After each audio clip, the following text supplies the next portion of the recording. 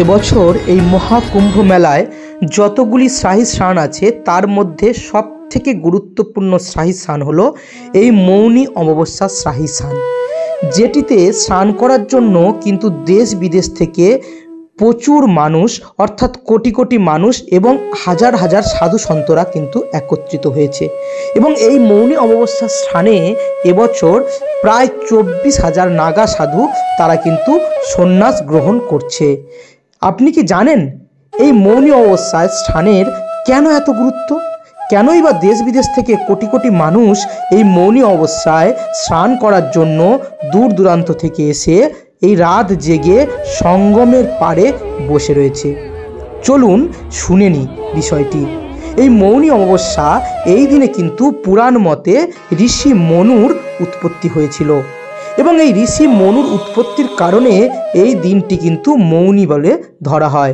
এবং এই ঋষি মনু থেকে পরবর্তীকালে কিন্তু আমরা এই মানুষ সম্প্রদায় কিন্তু আমরা জন্ম নিয়েছি বা আমরা এসেছি।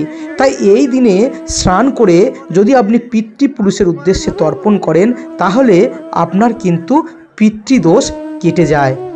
এবং সেই সাথে এই দিনে মৌন থেকে অর্থাৎ চুপ থেকে যদি স্নান করেন এবং যদি কোনো সংকল্প রাখেন সেই সংকল্প পূরণ হয় এবং বাক সিদ্ধ হওয়া যায়। তাই এই স্থানে স্নান করার জন্য দূর দূরান্ত থেকে কত সাধু সন্তরা দেখুন প্রসেশন করে তারা কিন্তু সঙ্গমমুখী হয়েছে। এবং এই দিনে স্নান করার পুরাণ মতে বিশেষ গুরুত্ব আছে। তাই এই দিনে স্নান করার জন্য মানুষ কিন্তু অনেক কষ্ট করে হলেও দূর দূরান্ত থেকে এসে রয়েছেন এবং তারা সঙ্গমমুখী হয়েছেন। তাই সঙ্গমের তীরে আপনারা এই দিনে স্নান অবশ্যই করবেন। এই মৌনী অমাবস্যার কিন্তু শাস্ত্রে অনেক গুরুত্ব আছে। বহু মানুষ যারা দূর দূরান্ত থেকে এই মৌনী অমাবস্যার স্নানের জন্য অলরেডি কুম্ভনগরী প্রয়াগরাজে এসে গেছেন এবং কুম্ভনগরী প্রয়াগরাজে কিন্তু তিল ধরবার জায়গা পর্যন্ত নেই। কোটি কোটি মানুষ তারা কিন্তু পদব্রজে আসছে।